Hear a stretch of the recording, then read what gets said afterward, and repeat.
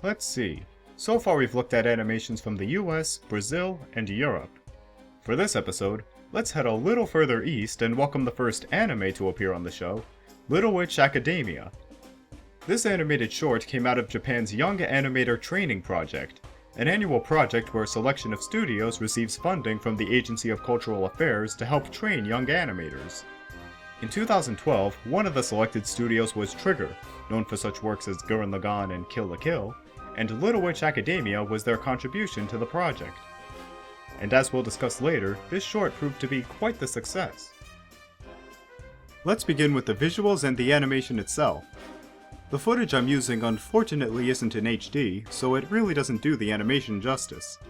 Overall, the animation is very smooth and flows beautifully throughout. It's clear that a lot of attention went into the underlying basics of animation here. Principles like squash and stretch, anticipation, and easing. This makes the characters and creatures feel dynamic and full of life, and also lends itself well to the elemental effects and background animation. Nothing ever feels too stiff or jerky. I really enjoyed the particular animation style that was used for this short as well. It leans more towards cartoonish exaggeration rather than realism, which fits right in with the short's whimsical nature. The backgrounds are well drawn and have a good level of detail for each setting. One of my favorites is the dorm room of our main characters. Full of various knickknacks and school-related clutter, it feels lived in and homey while also retaining the feel that it's in a school for witchcraft. This leads me to the tone and atmosphere of the short. It maintains its comedic tone all throughout, even during the more urgent parts, so it never feels overly serious.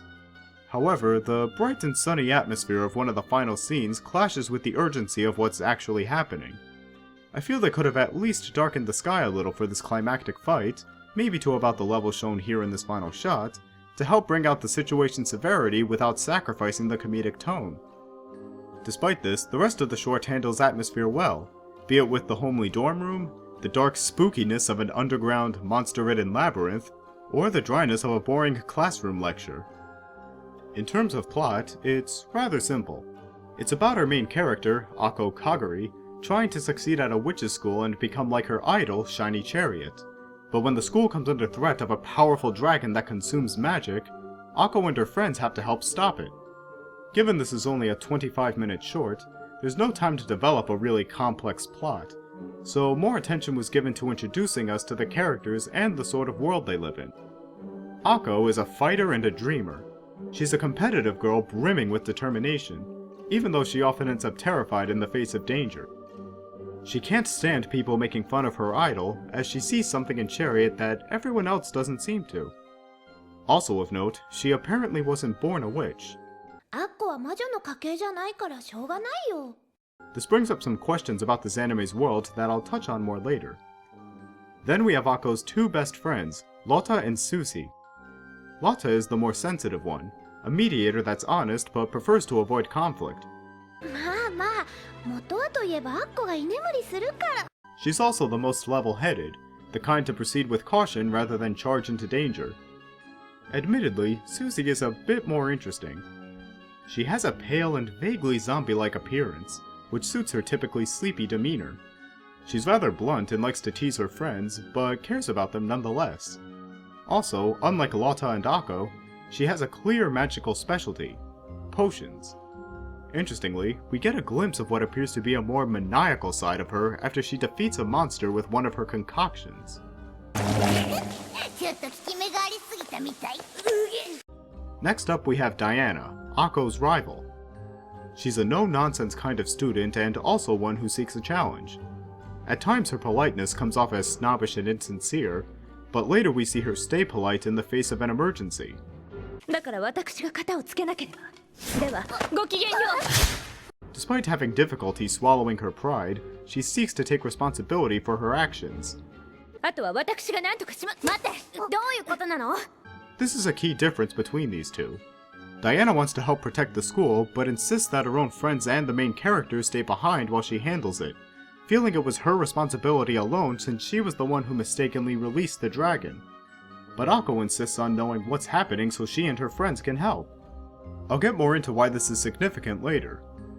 The last significant character we have here is one of their professors, who they only refer to as Professor.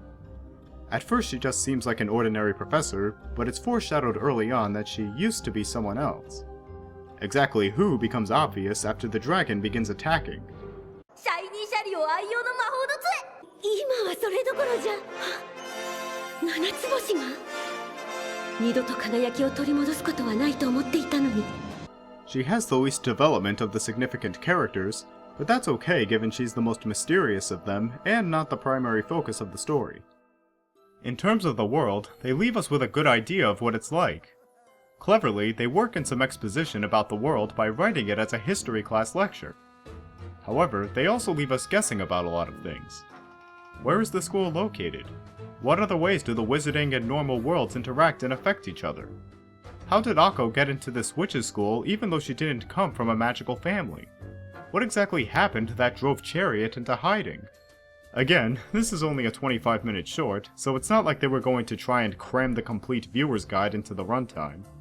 Rather, it left me with a sense of wanting to know more about both the world and these characters instead of feeling like there was a lack of necessary development. Since this is a comedy, let's have a look at the humor. Ranging from visual gags to slapstick to plays on words, we get a variety of jokes that are well timed and executed. A few of these do a really good job at playing with audience expectations. My favorite example of this is when Akko jumps off the top of this tower after figuring out she can use Shiny Chariot's magical rod.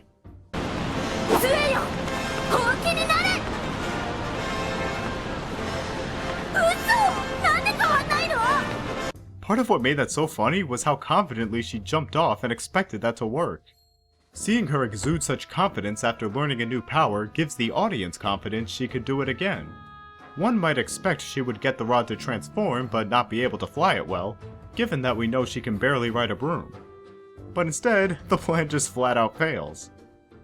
For me, there was only one joke that really fell flat. なお迷宮には野生のモンスターも生息しています。各自注意するように。なんか月並みの RPG みたい。 This is a case where the punchline is just an explanation of the joke. The imagery and sound effects already made it abundantly clear that their assignment was like something out of a video game, so there was no verbal clarification needed. Why not go with a punchline that builds onto the joke rather than explaining it? Maybe something like this. なんか月並みの RPG みたい。 In fact, they later give a couple subtler nods to gamers that actually work without beating the video game analogy in too hard.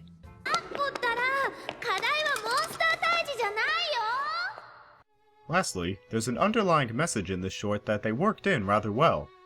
Shiny Chariot is looked down upon in the wizarding world, many writing her off as a clown who causes people to think witchcraft is nothing more than a stage act. There's a nugget of truth in that assessment, the nugget being that Chariot did use her magic to perform on stage rather than demonstrating something practical with it. And one could say that when this kind of use of witchcraft is the only kind that the average person is exposed to, they'd probably think that's what the brunt of witchcraft was. However, what it seems her critics failed to see was how she brought people together and inspired them. It's like they cynically tore her down without really getting to know or understand her, similar to what Diana and her cohorts do to Akko. It also goes to show that trying to tackle an issue or problem without really understanding it only makes the problem worse. Main example here is when the dragon tries to break out of the labyrinth. The nearby students immediately tried attacking it all at once even though their professor had it restrained, resulting in it being able to break free. In the end, all these characters joining forces to address the situation resulted in success, both in ensuring everyone's safety and eliminating the dragon. So the overall message emphasizes the importance of seeking knowledge and understanding over being puppeted by prejudices. After all, is seeking knowledge and understanding not the purpose of education? Though it may sound a little cheesy to some, it's perfectly relevant to today and no doubt the future as well. Little Witch Academia is a cute, colorful, and appealing short film. As I mentioned at the beginning of this review, it proved to be quite the success. It garnered such a substantial following that Trigger started a crowdfunding campaign for a sequel. The campaign was successful and resulted in the creation of Little Witch Academia: The Enchanted Parade. And just about a month ago, it was announced that a full TV anime adaptation was in production. To be honest, I've been sleeping on the sequel for a while now, but I can't wait to check it out later and catch the full anime when it comes out. And that concludes this episode of Animate Ball. Thanks for watching! If you'd like to stay up to date with all things Animate Ball, click that little red button beneath the video that says subscribe. Feel free to discuss the animation in the comments, but please try to keep it civil. It makes the experience better for everyone. If you know of any interesting or more obscure animated works that you think would be worth discussing, don't hesitate to suggest any. Next time on Animate Ball.